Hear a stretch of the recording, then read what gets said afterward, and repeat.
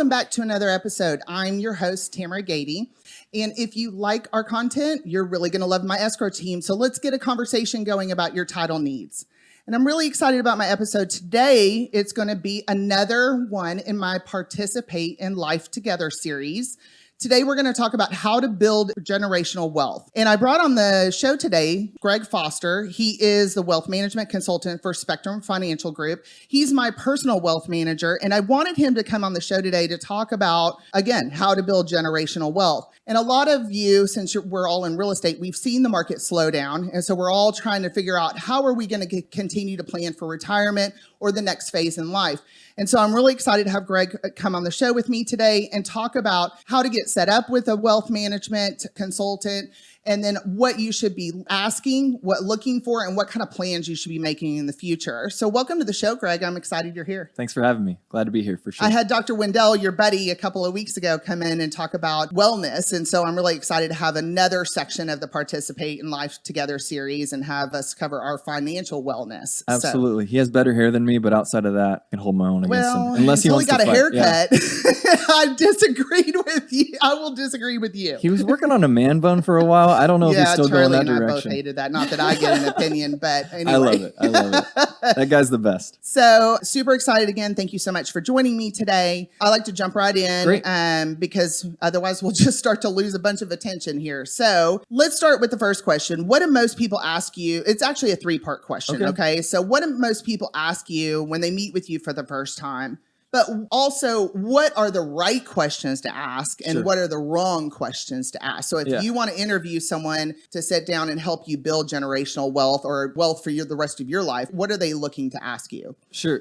Yeah, a lot of times the conversation is starting with whatever is kind of hot right now. 2 years ago it was Bitcoin or whatever it might be. Sometimes there's something on the news or on our social media feed that is sexy and people are thinking about it, and that gets them thinking about, well, should I be doing that? Or what should I be doing to capitalize on that market or whatever it might be? That oftentimes starts the conversation, but what it's almost always about is the concept of getting a better rate of return. Whatever is sexy at the time, the whole reason they're even interested in that is finding something they could potentially buy or put money into that gets them this maybe pie in the sky rate of return that seems better than everything else that they know about. And so that's typically where people start when they find out what I do or hear that I'm, working with people's money or whatever it might be. It starts there oftentimes. And I would say that that's a really fun conversation and I'm happy to entertain it and maybe even give some examples of what my clients are doing in those spaces. They're not always bad just because they're sexy, like the Bitcoin conversation a couple years ago. But the reality is most of the time, the root behind that question is just about the idea of how can I be either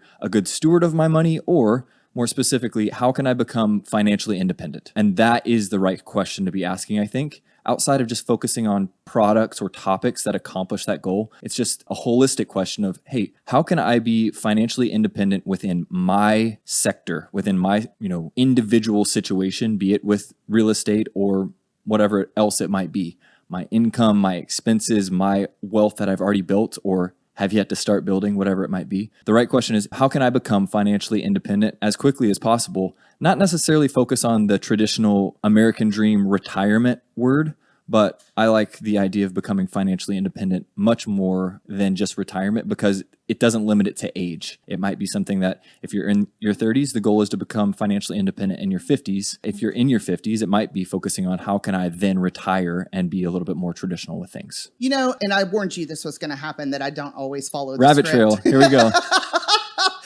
And this is sheer coincidence, but I'm a documentary freak. I love to watch documentaries.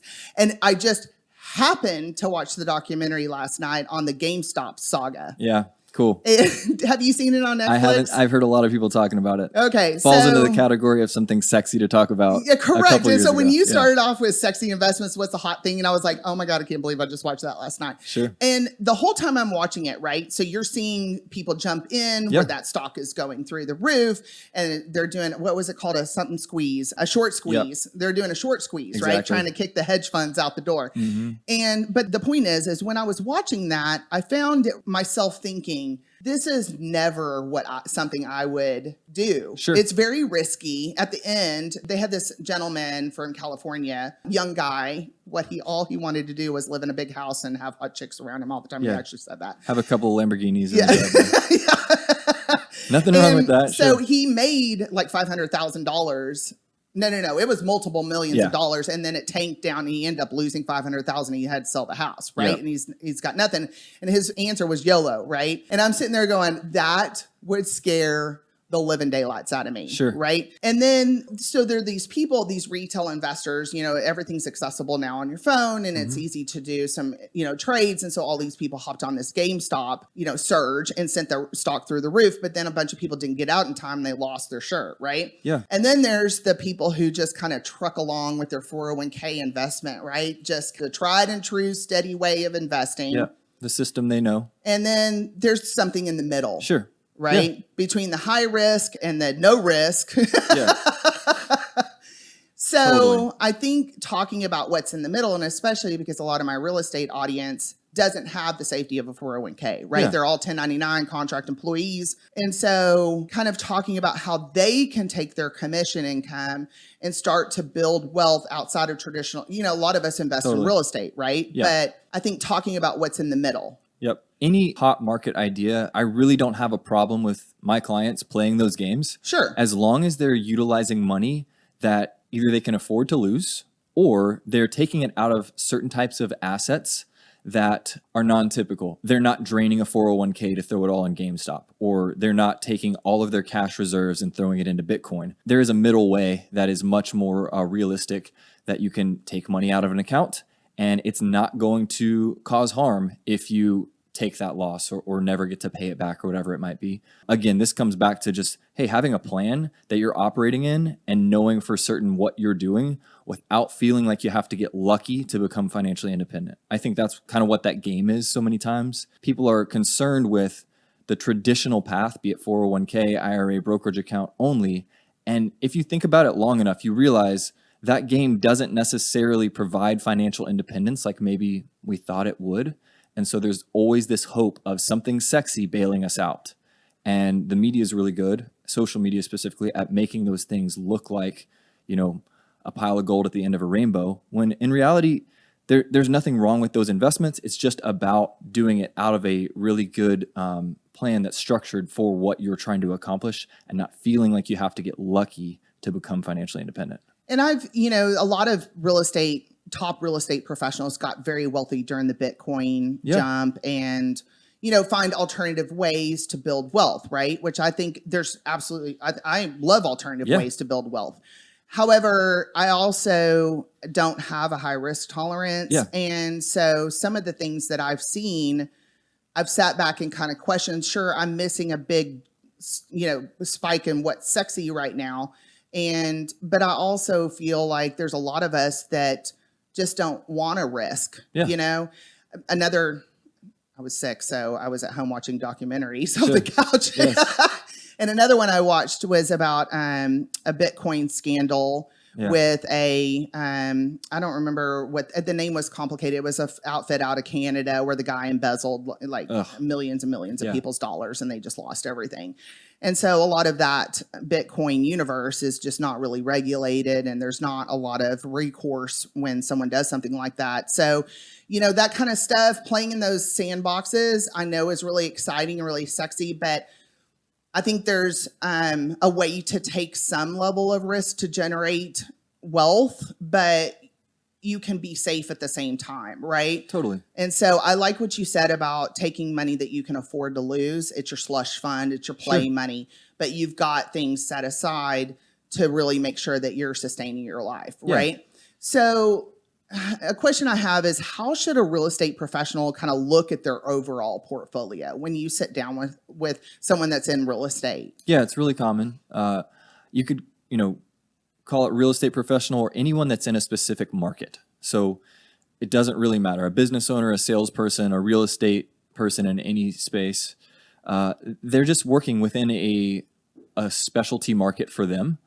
And oftentimes, regardless of that specialty market, people are reinvesting back into what they know. And that's usually their best place of rate of return because it's not insider information. It's just knowing more than the regular Joe about what move to make and when inside of that sector. And that typically is a good way to build wealth. The problem with that scenario is that oftentimes we find ourselves really just kind of exposed to the risk of one singular market. Real estate is the perfect example for that. So much of the wealth in America, the world even, has been built via real estate.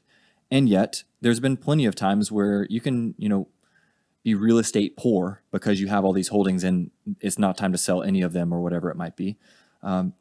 Or you can take a loss or whatever it is. But the specific thing to take into account for me is regardless of the market you're in, right now we're focusing on real estate, it's really important to understand that there are assets outside of that market that will be non-correlated to that thing. Non-correlated meaning it has nothing to do with what your real estate is doing going up and down. Have something else that's completely separate from that is operating with growth in a different way. So having a good balance with the right ratios, that's kind of what I do is help people analyze their ratios for what they have and what they can add or subtract. Getting the right ratios in different buckets then provides some more security for what I would call like a volatility buffer. When the market of real estate is down, what other non-correlated assets have you built that you can either pull from if you're financially independent and not working anymore, or buy more real estate out of, or whatever it might be when the market is down and it's time to buy. So not feeling like you have to sell a property to buy a new one when the market is down, but having something else outside of that to then capitalize on that market when you know it's a good time to buy. But you can't do that if all of your, savings and wealth are inside of that one sector. And I love that approach. I love a diverse approach to whatever it is that you're focused on, right? Sure. Because my client portfolio is a great example. It's very diverse because I want to be able to weather whatever real estate downturn, traditional real estate is down. Okay, my investors are buying, right? So exactly. my portfolio for my clients keeps me in the black when I'm working with, working for the company. So when you came to me and you said, okay, because I'm a real estate investor, right? I have real estate holdings and I had been focused on the last several years on building that portfolio. And so one of the conversations that we had is how do you become more diverse and how do you build something that you can leverage and go buy more real estate property with later? For sure. So that was one of the things that attracted me to working with you is the fact that you kind of look at this whole picture, right? It's not just a 401k or real estate holdings. It's looking at a balanced portfolio so that you can weather volatility. Yeah. And I would say that applies to something that you haven't asked me today, but we've talked about in the past for colleagues of yours or whatever it might be. Oh, so you're going off script now. You've asked me, hey, what should people be looking for when they're thinking about working with a financial advisor, a wealth manager, whatever it might be? Absolutely. Like what questions should they ask? What should they be looking for? Let's talk about that. And so that topic for me is all about the idea of you can kind of sniff out the traditional financial advisor when they're not really aligning with whatever your maybe short-term to mid-term goals are. If it's really just focused on retirement, what that says to me is they're potentially looking for parking your money in a vehicle that really isn't accessible until 59 and a half. That's kind of the retirement asset age of liquidity.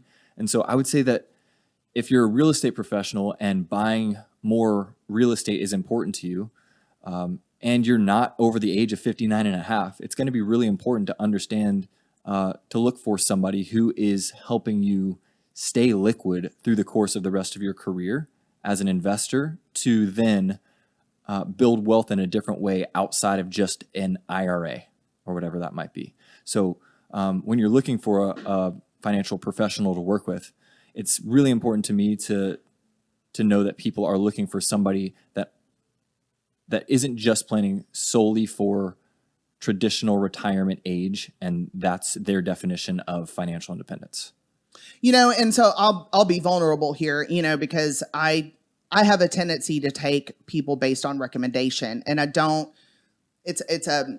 maybe it's an investigative flaw of Sure. mine where I don't do a ton of research on my own to make sure that person is a match before I jump in. It's so hard to know, too. I end up, doing something, and then later I'm like,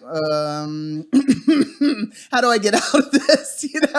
And so I had, you're aware of my backstory where I had been recommended another financial planner. Sure. And when I came to you, I was extremely frustrated at what he had put me in as far as investing was concerned, and then the question was, how do I get out of this, right? And then you have to think about, well, how expensive is it going to be to get out of whatever it is that this person put you in when you guys aren't communicating well, and you can figure out that you're not really a match to keep going down the road.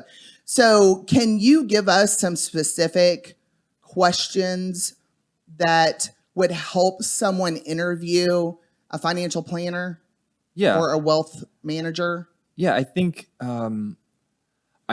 going through their process is really important. So you don't have to go in extremely skeptical, but just kind of have in the back of your mind that you want to be very clear with communicating to them what's important to you, and make sure that they're not deviating from that. And so most financial planners are pretty good about hearing that. Just make sure that there's never a turn where the majority of your saving strategies are going into a bucket that is more important to them than it is to you. And so a question to ask in that space is, what are we solving for? Do we understand the 5-year goal? Like that, I would call that kind of a short-term to mid-term goal. I would ask, things like, what is the timeline for this type of investment? What is the timeline for this type of saving strategy or this type of asset? And what is your expectation for when I could be able to utilize that for what's important to me, aka buying real estate, whatever it might be. That's maybe specific to the real estate, market type person that is really trying to just build wealth via buying real estate. If they're going into a financial advisor's office and all the topic of conversation is about is traditional things that they've heard of, like managing their 401k, creating an IRA, or just a brokerage account or whatever it is, those all fall into a space that would be just traditional financial planning with market assets only. And so brokerage account is much more liquid. That's essentially a savings account with access to buying and selling stocks. But sure.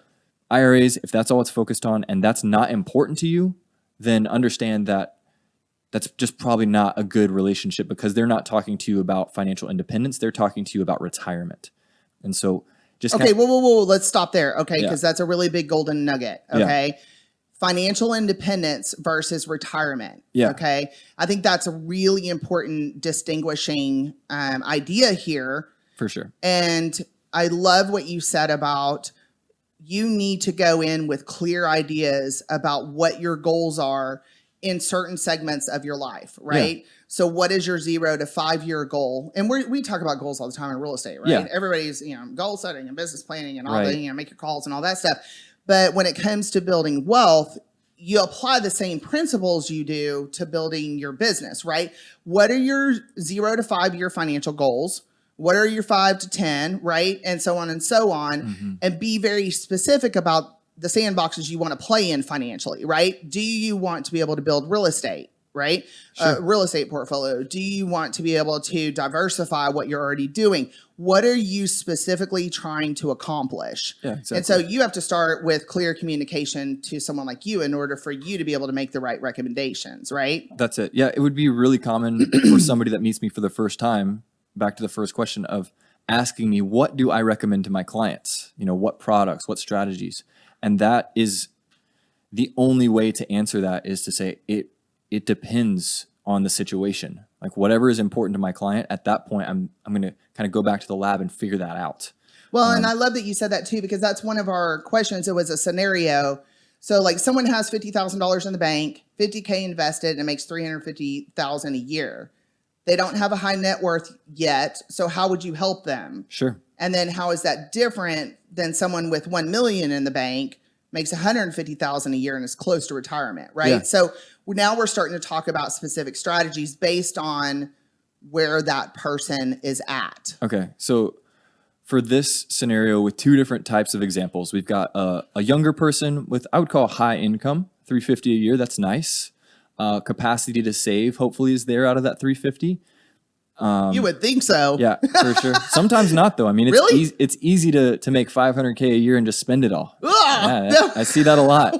Wow. It's a thing. That would scare the living daylights out of me. Yeah. Okay, so we in that scenario, we got a little bit more going back Yeah. to the drawing board that sure. we're going to talk about today. Yeah. Okay. This is also Live below your means, people. correct.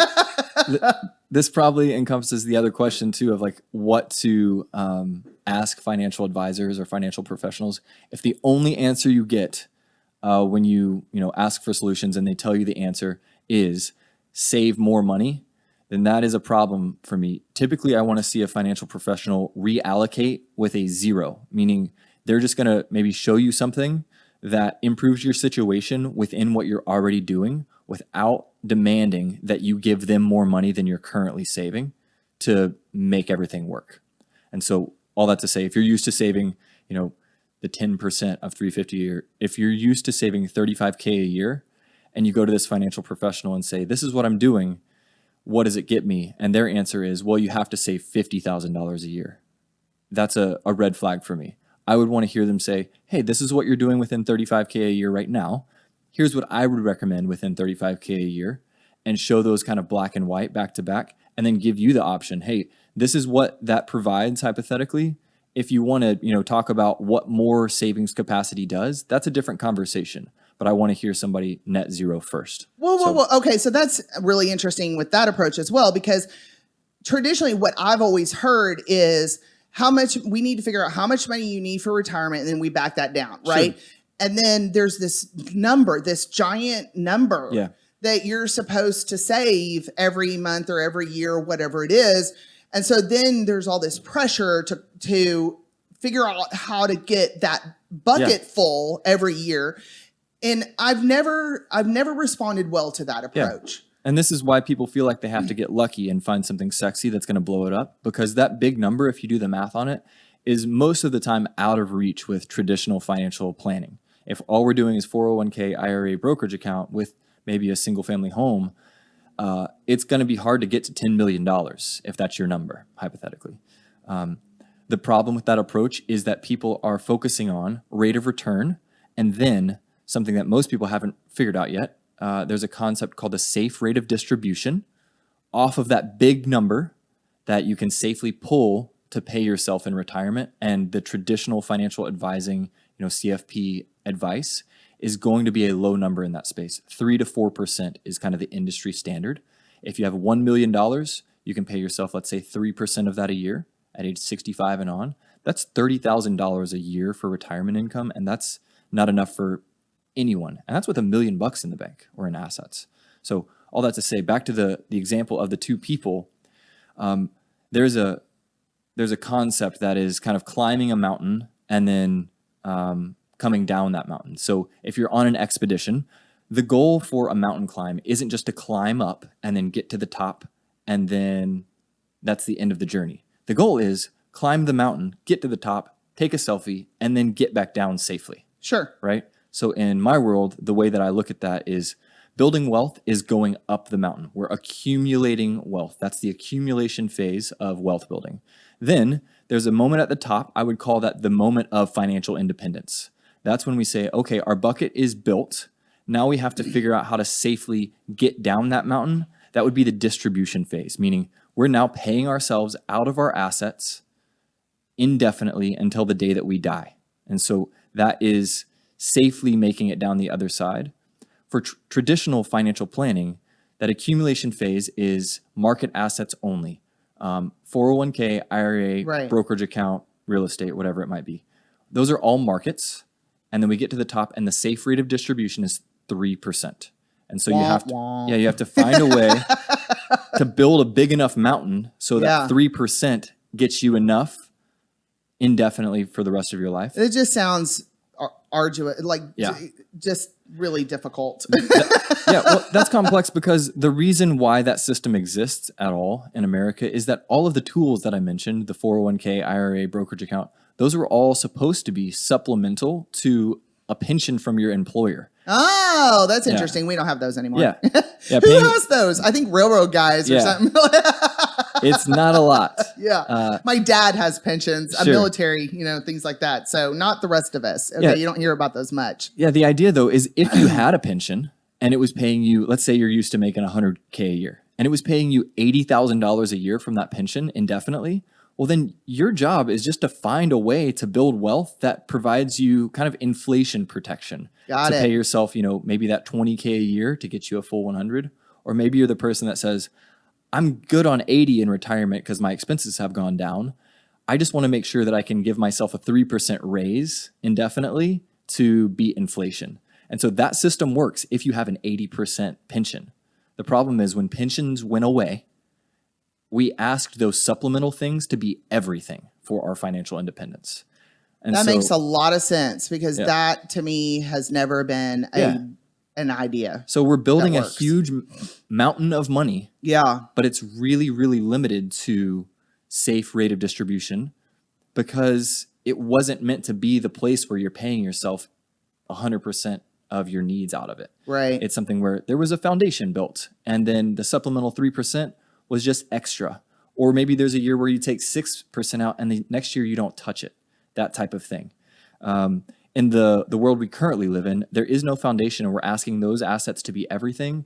And the math just doesn't add up outside of somebody who's selling a business and just has a windfall of cash or something Sure. like that. And so the idea of building wealth for the upper income middle class American is we have to figure out a way to be systematic in our savings, but get out of these traditional this is the way it's always been type idea and allocate differently into tools that are not just locked into one singular investor inside of the stock market and hopefully our rate of return accomplishes the goal. So yeah, it's a little bit of, hey, we've got to figure out a way to get up the mountain and then find a way to not pay yourself 3% off that money, but there are ways to pay yourself 9 to 12% off that money, which is a lot more feasible. If you have $1 million and you can pay yourself 10%, $100,000 a year, then, and that's sustainable without risk, that is the type of planning that's really important to me because now we're talking about something that's actually feasible for somebody to become financially independent. $30,000 a year off $1 million that's not a real thing. Like that, you will never stop working or become financially independent if that's the type of plan you're in. You could get $10 million and that's still, something where if you're the type of person who has savings capacity to get to $10 million, I would say your lifestyle is probably more than that, type of income would provide anyway. All that to say, for me, it's really important to know that there is a different style of planning that's not new. It's just the way kind of wealthy people have been doing it outside of middle class Americans for a long time. That's really important for the average middle class American or upper income earner to start understanding that accomplishes becoming financially independent without having a pension as your foundation from day one. And that makes so much sense. I mean, nobody's ever explained it to me that way where, the thought has been to provide you with some additional income outside of a pension, right? Yeah. And Social Security is kind of the same thing, Yeah, right? Like, exactly. is it even going to be around? Sure. And, how much money are you really going to get once you actually get to the age of being able to even obtain Social Security? Sure. Who knows if it's even still going to be around? So not something we can really bank on. So I'm a realtor in DFW with an established book of business. Yeah. And I want to, a lot of realtors will work forever. Yeah. because they haven't saved enough money, right? And a lot of individuals are going to have a tough time retiring. I mean, I have a friend who I don't see how she's going to be able to make it work, right? So somebody comes to you and says, okay, Greg, I'm a 1099 employee. I make, let's say $350,000 a year. I haven't saved a lot. What is some advice that you would give them to get started? Yeah. I would say beware of feeling like you need to get lucky. That is a trap. And that's how we feel like we're getting into the idea of timing a market, be it Bitcoin or whatever it is. The new sexy thing right now, feeling like you're behind the 8 ball a little bit creates a sense of urgency where you might take more risk than belongs in your portfolio as an individual investor, just out of the desire to feel like you have to play catch up. And that is a little bit of a dangerous prescription because if that goes bad and you're already behind, then at that point, it's fairly devastating because you've taken another loss on top of feeling like you went ahead. You're talking about things I can't. Yeah, sure. I have no tolerance. So essentially, losing all my money. Yeah, the answer for feeling behind is not take more risk and hope you get lucky with the cool thing right now. Yeah, I think that's great advice. Yeah, typically it's, hey, work with somebody who's going to help you build a system that isn't going to need to get lucky. I'm not a get rich quick, type of guy. I'm going to help people build wealth or get rich slow with a little more certainty than feeling like you have to, buy the sexiest stock right now. Not saying you have to wait until you're, 65 or 59 and a half to feel like you have money. That's not it at all. But it's the idea of you can start funding tools that are just slow churn that actually do what you're hoping they will do, as long as the goal isn't this year I'm going to try to make up for all of my shortcomings and throw $100,000 at this GameStop thing and just hope it works out and try to jump out at the right time. That's just a little dangerous if you're saying super scary. Yeah, if you're saying, hey, I have $50,000 in the bank and I have $50,000 in a real estate asset. Should I take, a pretty big risk to try to turn that 50 into 150? I don't think a lot of people are doing that. That's a pretty high risk thing, unless they're the guy that just says, I want the big house with the Lamborghinis or whatever.